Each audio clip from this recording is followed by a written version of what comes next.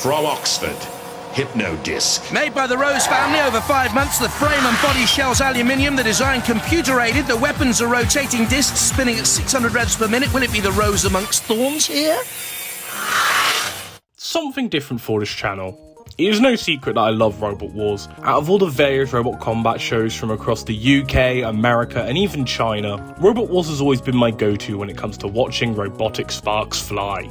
Of course, much like any competition, some names stand out more than others, and for a majority of the golden age of the initial BBC run, 3 names stood out above all.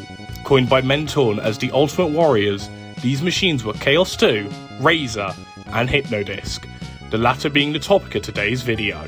While not my favourite of the big 3, I couldn't have picked a more iconic machine to be the first of the 3 to discuss. Despite never winning the UK Grand Championship, it's hard to argue against Hypno-Disc being the most memorable machine in Robot Wars history and a perfect embodiment of what the show was all about, bringing destruction to the UK robot combat scene, introducing viewers and roboteers alike to the flywheel weapon, decorated with that iconic Hypno Spiral pattern. It is no wonder why this machine was able to leave an impression on so many, as it shredded its way to 3 consecutive UK Championship Grand Final episodes. With tons of machines from across the island debuting in future series to try and take a piece out of the shrapnel shredding pie, from Disco Inferno to Fluffy, to even the likes of Carbide in the reboot series, it is no wonder when the pullback toys started coming out, Logistic Kids chose to make Hypno-Disc the first competitor robot to get a toy, debuting alongside the House Robots in Wave 1. But we are getting a little bit ahead of ourselves now, aren't we? Hypno-Disc these days has been long since retired from robot combat, but let's go back in time to when Hypno-Disc made its debut in 1999, a debut that still remains one of the most thrilling debuts in the show's history, and how this fresh face to Robot Wars became the robot so good, they made the toy. You know, it's funny that I paraphrased that Craig Charles quote from Extreme 1 about Hypno-Disc being so good it was made into the toy, because weirdly enough, that is what Hypno-Disc started life as, a Lego one to be exact. What I'm showing on screen here is the Lego prototype for what would go on to be Hypno-Disc, designed by Dave Rose's son, Matthew Rose. The minds behind Hypno-Disc were the gloriously named Team Omega, an Oxfordshire-based team composed of twin brothers Derek and Dave Rose, and their father, the late Ken Rose. Often referred to by commentator Jonathan Pierce as the Roses, Hypno-Disc was created in a way to break the status quo that was robot combat in the UK at the time. According to Dave on the Ultimate Warrior Collection DVD on Hypno-Disc, the team were first made aware of Robot Wars having seen an advertisement for a radio-controlled TV competition in the newsletter. This was before Series 1 in fact, which, as we know, Team Omega didn't enter, but the team did express some interest. It wasn't until after Series 2, however, when work on Hypno-Disc began. The Roses thought the competition looked like great fun, even though they knew at the time that the combat scene in the UK wasn't the best, and were hoping to enter with an interesting and exciting weapon to break the status quo of the various spike robots that filled the numbers at the time. And going back to look at the field of Series 1 and especially 2, you can see where they were coming from. These early formative years of the show did see some very innovative designs, especially those from the likes of Rex Garrard and Rob Knight from Team Cassius and Random Violence Technologies respectively. But a lot of the machines were either wedges trying to recreate the success of US Robot Wars legends La Machine, or eventual Series 1 champions Roadblock, or were just simple boxes on wheels with spikes. Even the champion of Series 2, Panic Attack, really was just a box with 2 spikes at this point in time, a far cry from the awesome forklift it would go on to become. While these designs were effective, and in the case of the aforementioned Roadblock and Panic Attack, can be entertaining, the Roses wanted something with a bit more pizzazz, a bit more excitement. And after toying with the idea of circular saws, axes and pneumatic spikes during the concept stage, the team settled on the flywheel, as the team wanted to do something that has never been seen on the show before, and something with the potential to do some proper damage. It was off to the races for Derek and Dave during the building stage, and after designing a CAD for the machine, pictured here, and around 4 months of actually building the machine, most of that time more than likely working on getting that huge 18 kilo disc working, Hypno-Disc was complete.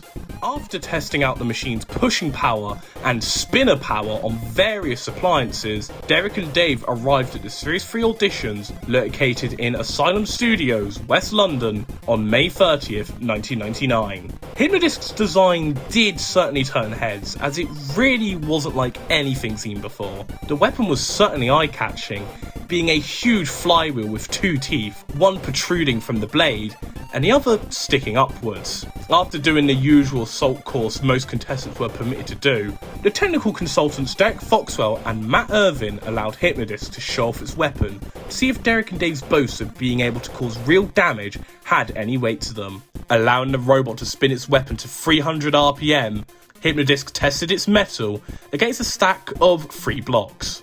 Even at half speed though, the weapon was still able to cause devastating effects, throwing on the blocks, the one on top of the stack, 20 feet after colliding with the top tooth of the blade. Debris was strewn across the test arena, and with an impressive performance like that, Hypno-Disc qualified for Series 3 without a hitch. We know nowadays that not every machine was so lucky when it came to the auditions during Series 3. Some machines, such as Major Tom and Science Block, weren't granted a place in the series despite completing the obstacle course, whereas machines like Millie and Bug were granted automatic qualification without even needing to attend the auditions. The judging was incredibly strict for Series 3, as the producers were looking for something that can look good on TV, as well as function to a decent enough standard. Something that Hypno-Disc proved no problem during the audition day. So, Hypno-Disc made it to the war zone. And while we know the sheer brutality it would cause, to those not present at the auditions, Hypno-Disc really was an unknown machine. Before Series 3, a spinner in Robot Wars was, well, a circular saw, maybe a flail-like weapon like what Mace had. A flywheel in the UK wasn't really a heard of thing. In fact, its debut episode, Heat H, was a very low-key heat on paper. I guess at the time you would have to say that Corporal Punishment would be the favourites, or at least the machine with the most pedigree, due to Adam Clark having experience in Series 1 and previously competing with an earlier design of Corporal Punishment in Series 2. Team Death also returned with Death Warmed Up, which wasn't really much of an upgrade from the team's disastrous Series 2 entry, Piece de Resistance. We saw some okay looking newcomers. The Terminals, most famous for entering with Megahertz in Series 2, returned with a new machine, Tut's Revenge, and even veterans from the super heavyweight competition, Team Berserk, decided to give the heavyweights a go with the downscaled Berserk 2. What I'm trying to get here is, without hindsight, Heat H of Series 3 isn't that strong of a lineup, especially compared to Heat G, which had 2 returning semi-finalists in Napalm and Hardvark, and the following heat, Heat I, seeing the return of former champions Roadblock with the team's new machine, Beast of Bodmin. However though, what took place during this heat is one that would change the course of robot combat in the UK as a whole, as Hypno-Disc's first fight would send shockwaves down the pits. Hello, my name's Dave and I'm the team captain of Hypno-Disc. Our team members are Derek, my brother, and my father Ken. Although our robot can pull a car, the main weapon is this 18 kilo flywheel which runs at 500 RPM, which can do this. Hypno-Disc's first fight would be against Robogeddon. Not much on Robogeddon, it was built by the Ryle family from County Durham. A green, bug-looking robot armoured in Kevlar that took around 6 months to build. Its weapon was a quite modest lifting arm. It too went through auditions pretty easily, and with the team also being newcomers, this was a good opportunity for one of these fresh faces to leave a good first impression without being fed to a veteran. And believe it or not, this was a bit of a false start for Hypno-Disc, as it nearly lost its first fight. According to an interview the official Robot Wars magazine did with Team Omega, Derek recalls an incident that didn't make it to the televised cut of the episode. Robogeddon pushed Hypno-Disc to the bottom end of the arena before Hypno-Disc got stuck in reverse gear, crashing into the arena side wall. Hypno-Disc could have very easily been deemed immobilized, but thankfully for the team, they were able to regain drive before House Robot Dead Metal came in for the kill. This could have easily changed the entire course of the series, but instead, we got a fight that would change Series 3 in a completely different way. Neither robot was quick when charging at each other, but you could just hear from the start the blade of Hypno-Disc just whirring a deathly hum, and after only 2 hits, the flywheel had already ruined the armour of Robogeddon. By the 3rd hit, the entire shell as a whole was loose and looked prone to coming off. Hypno-Disc at no point in this fight lets up, now going into the rear for the attack. All poor Robogeddon can do is just desperately fire the weapon to no avail. The lifter was rendered useless pretty early on, really. A few more nicks with the spinner, and Robogeddon was nearly de-shelled entirely. In the event of a de-shelling, that would leave all the electronics exposed. There is this great shot where Hypno-Disc hits the incredibly loose arm with the weapon, with the Kevlar armour hitting the top tooth of the wheel, and it just completely smacks it away. It is a fantastic shot, and a sign that Robogeddon didn't have much left to give. Hypno-Disc readies up a slam before charging into Robogeddon again, this slam being the one to knock the robot out of its shell, all the electronics exposed, as it had no armour to protect it now. The tyres so ruined, buckled and shredded at this point, it could barely move, a sitting duck for Hypno-Disc to come in for the kill. Hypno-Disc comes in for another hit, this time on the canister that activates the lifter of Robogeddon, bursting it entirely. Only now does the spinner back off, as Robogeddon were well and truly destroyed, the canister exuding gas as the robot was deemed as KO'd. Team Omega in celebration spun their fingers, signifying spin to win, a victory dance that would stick with the team throughout the rest of the Rose family's run on the show. So yeah, that was the debut fight for Hypno-Disc. One of the most famous fights in all of Robot Wars, and one that no matter how many times I go back and watch it, it manages to be exciting every time. Easily one of my favourite fights in all of Series 3. One that was even nominated for Best Battle during the End of Series awards. Despite losing out the awards to Chaos 2 vs Big Cheese, Hypno-Disc vs Robogeddon is one of those all-time legendary fights, one which is enhanced further by the context of the time and everything surrounding it. While the match itself is a great destructive showcase, commentator Jonathan Pierce just laughing away as he witnesses the unprecedented destruction with euphoric joy adds to the entertainment of it all. The Ryle family, despite their robot being the victims, were just laughing away too. 13-year-old William Ryle especially just couldn't contain himself. It is a really great show of being a good sport about it all, something that is always welcomed on the show.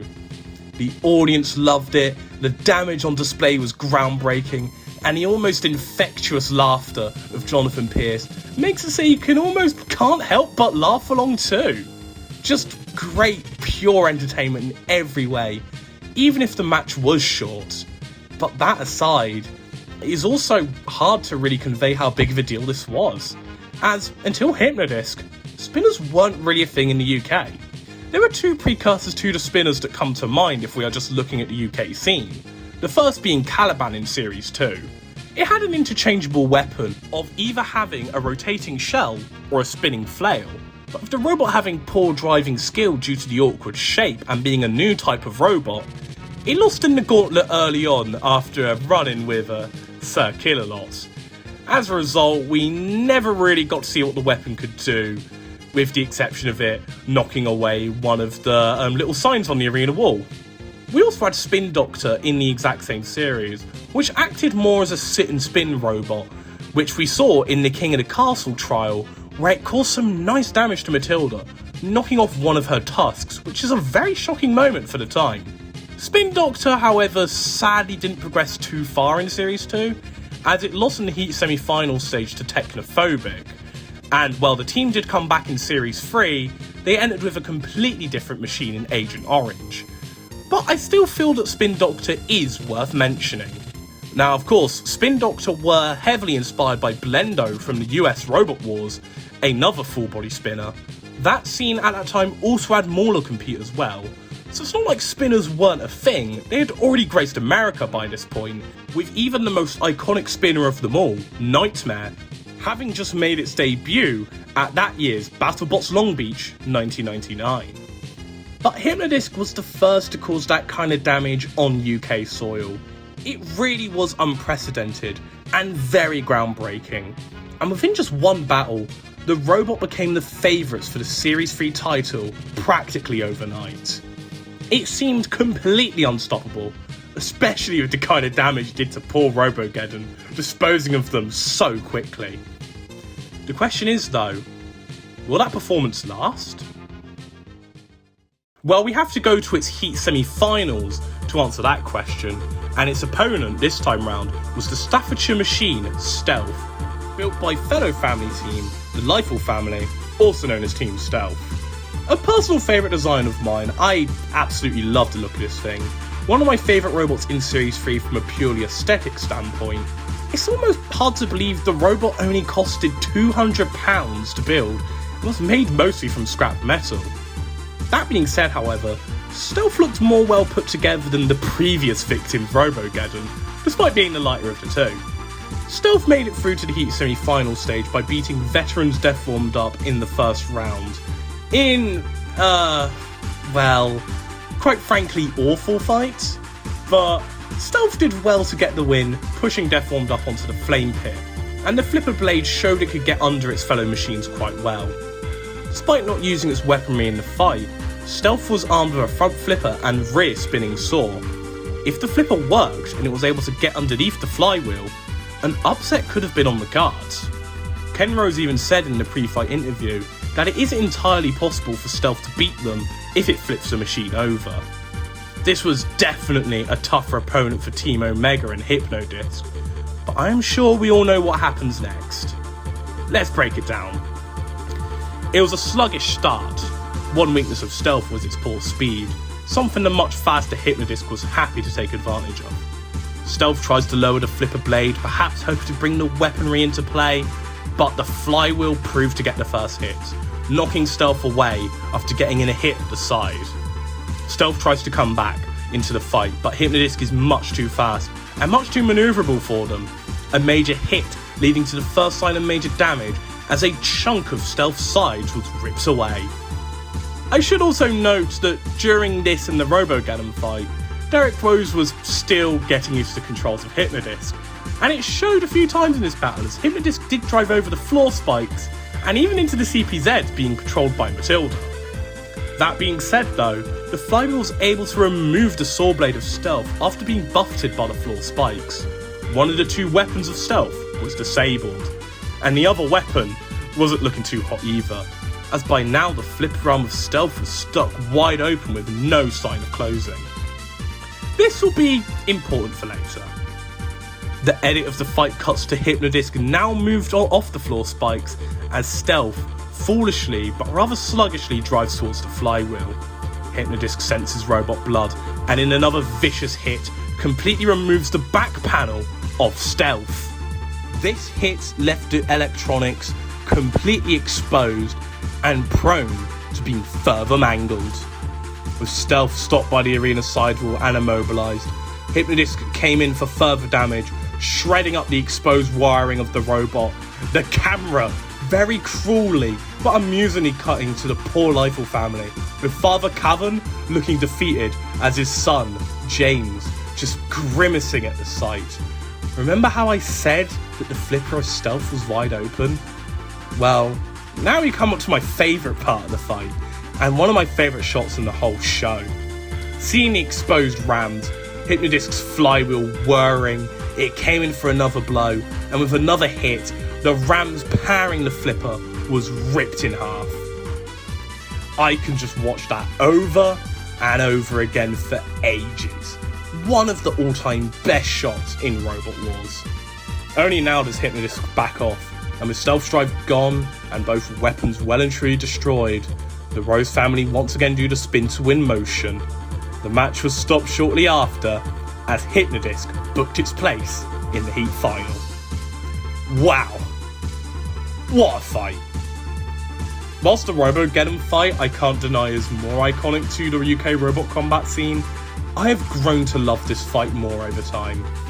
For me at least, this is the fight that proves that the Robogeddon fight was no fluke, and this Hypno-Disc machine is the real deal. And for me, it's probably my second favourite fight in Series 3 overall. An absolute classic. What I love is how almost comically cruel it is, The camera work is great, getting really stuck into the action and giving us a shot of the Roboteer control booths. The Rose family looking confident as the Lightful family just looks so done with it all. And you honestly can't blame them. There is this absolutely incredible shot of Stealth from after the fight in high quality, and comparing the machine before and after the fight with Hypno-Disc, you can see that there really isn't a whole lot of that Stealth machine left. I got this image from the Robot Wars wiki, which I have to thank the contributors of this page for my research for this video, especially the various cited sources from both the Robot Wars magazine and the gloriously 90s Hypno-Disc website. However, I was unable to find the exact source for this particular photo, so if anybody knows, please let me know and I'll be sure to mention it in the pinned comment. But back to the fight. It really wasn't until the Hypno-Disc encounter with Splinter in Series 4 that destruction on this level was ever matched. And even watching the fight today, it is such an enjoyable watch. With fights that involve spinners nowadays, the spinner machine usually holds back. And that does make a lot of sense, to be fair, with all the money that goes into these robots in both the reboot series of Robot Wars and BattleBots, and those competitions having various gimmicks like wild cards and round robins and fight cards. It's like there is this gentleman's agreement to not go hog wild on the damage. We get none of that here. Hypno-Disc just keeps coming at Stealth, ripping off body panel after body panel, only stopping once the flipper was 100% disabled. I should note, however, though, that unlike Robogeddon, who tried to qualify for both Series 4 and 5, Team Stealth unfortunately didn't try to come back. While this is entirely speculation, neither James or Cavan have spoken about their time on the show, so take this with a grain of salt. I do wonder if they were perhaps dismayed after watching their machine get destroyed. Looking at the machine, it's clear that a decent amount of effort went into it. The same goes for Robogeddon for that matter. It is a very entertaining and great fight to watch, but at the same time, I do understand that it is for the best that we don't really get fights like this anymore, despite my love for destruction fights like this. That being said though, if you haven't watched this fight, you absolutely should after this video. It is a great watch, even with 2026 eyes, as it is very different to the type of destruction fights we get nowadays. Oh, you did tell me. Souvenir. I'm so sorry. You went in with your bin bag empty. Yeah. You've come out with it full of bits. Oh dear, it was all over the place. Oh, look at it. I mean, look, just right the way through. Yeah. You were devastated. We could see you up there in the box. Totally. Not for me, it's for James. James built it. It's nasty. Are you devastated? Yeah, absolutely gutted. Well, our poly bags back, please. Yeah, I'm so sorry, guys. It's all right. But you know, we don't make any promises that your robot's going to come out alive. No, next year. Or even in one piece.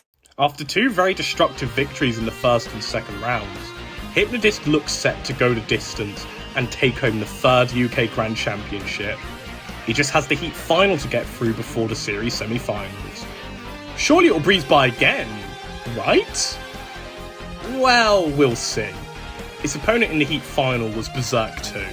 Team Berserk, as I mentioned previously, were no strangers to Robot Wars. The team competed in Series 2 with the first Berserk, but only in the Super Heavyweight competition, in which it reached the Grand Final.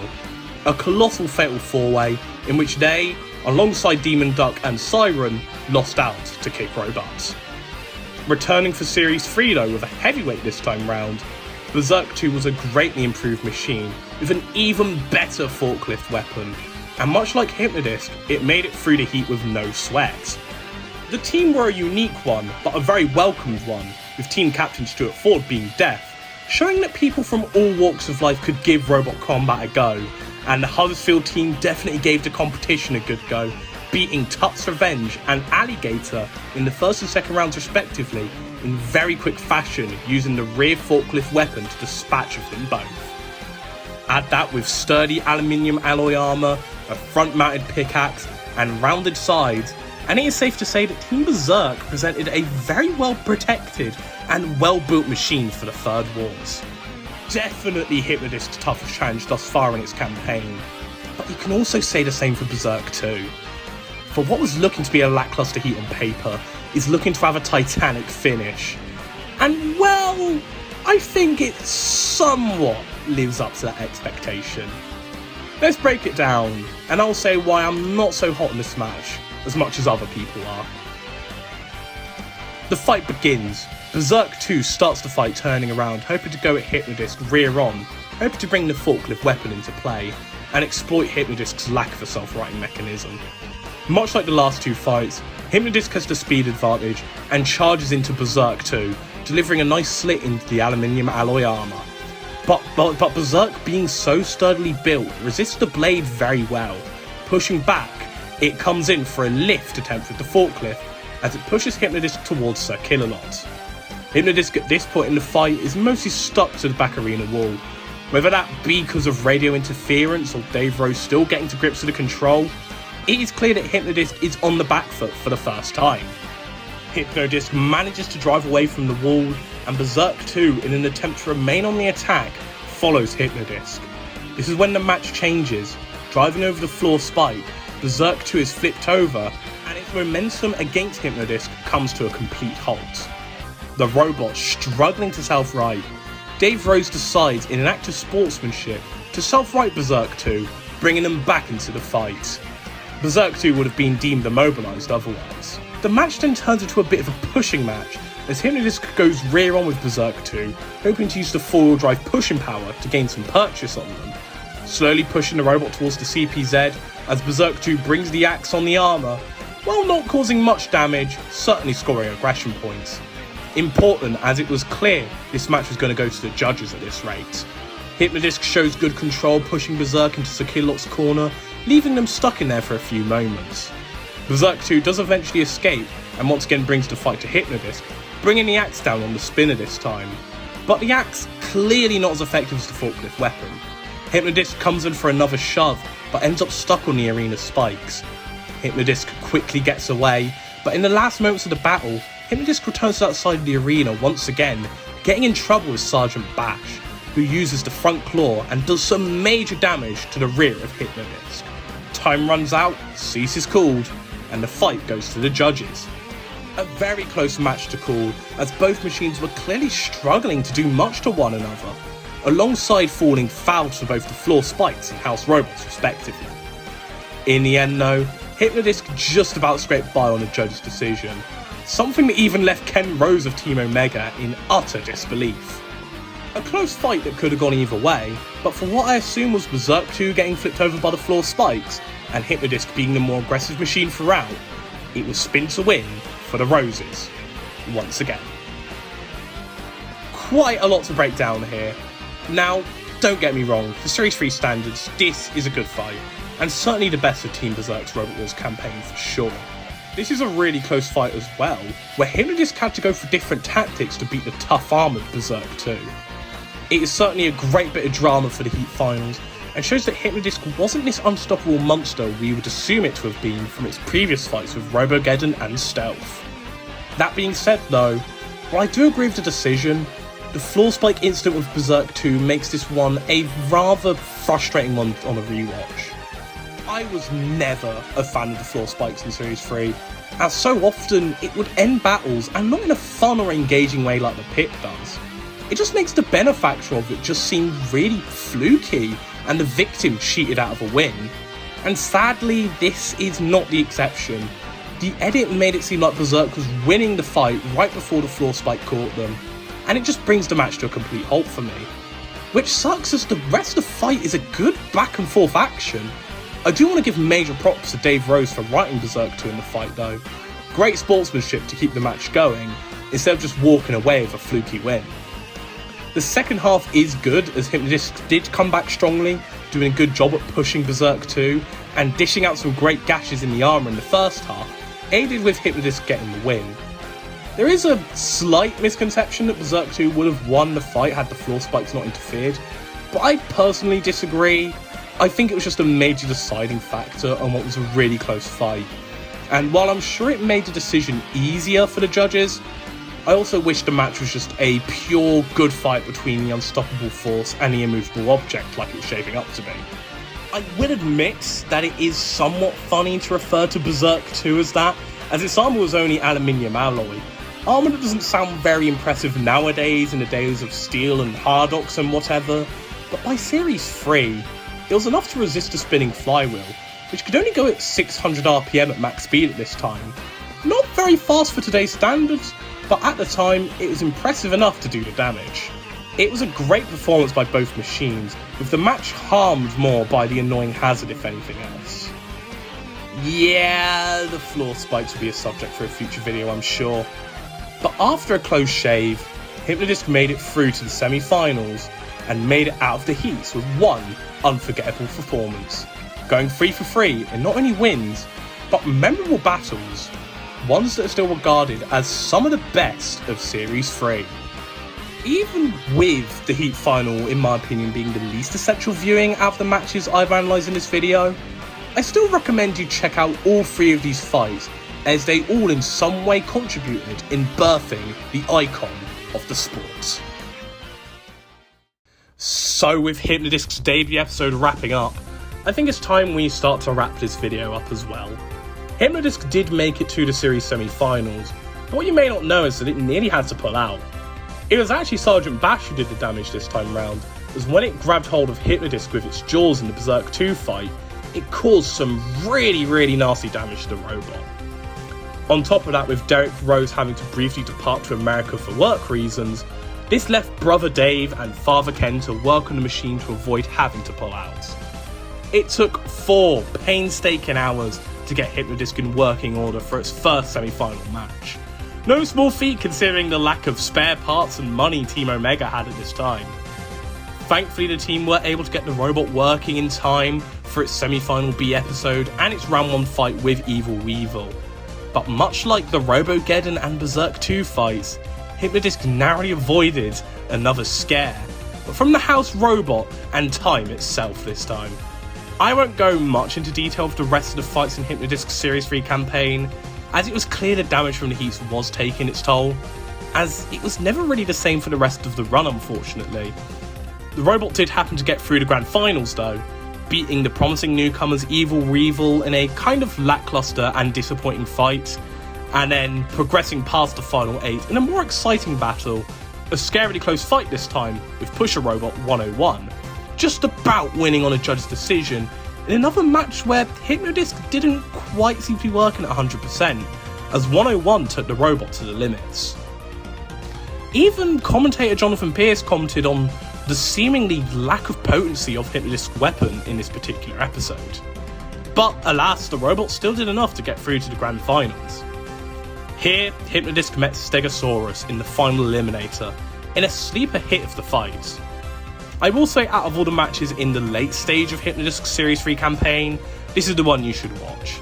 This is the closest we got to Hypno-Disc working at full power since the heats, and combine that with a surprisingly durable and very determined Stegosaurus, we get a great brawl between the Destroyer and the tenacious dinosaur. This was the type of fight I wish we got out of the Berserk 2 encounter. 2 machines just going at it, struggling to do much to one another, and not one single occurrence of that blasted floor spike getting in the way.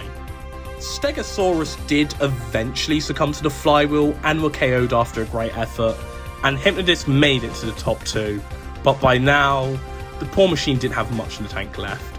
With meeting fellow favourites for the title Chaos 2, the Mighty Flipper, safe to say, Hypno-Disc didn't do too well, as Chaos 2 beat the robot rather quickly to win the Series 3 UK Grand Championship. That being said though, Hypno-Disc were rewarded with the Most Original Entry Award during the End of Series Awards for introducing a new kind of weaponry to Robot Wars, and having came second place only being beaten by Chaos 2, this ensured Hypno-Disc the number 2 seeding for Series 4, not only placing them as a fan favourite, but also the bookies' favourites for the following series. But that is a story for another day. So that sort of ends a look at the very early days of one of the most iconic robots in Robot Wars. It was fun looking at a time when Hypno-Disc was an unknown in Robot Wars, and just seeing how quickly they became a favourite of the fans and a machine loathed and feared by the other Roboteers. At least the Rose family were always great sports in the show to somewhat make up for the poor machines Hypno-Disc shredded up.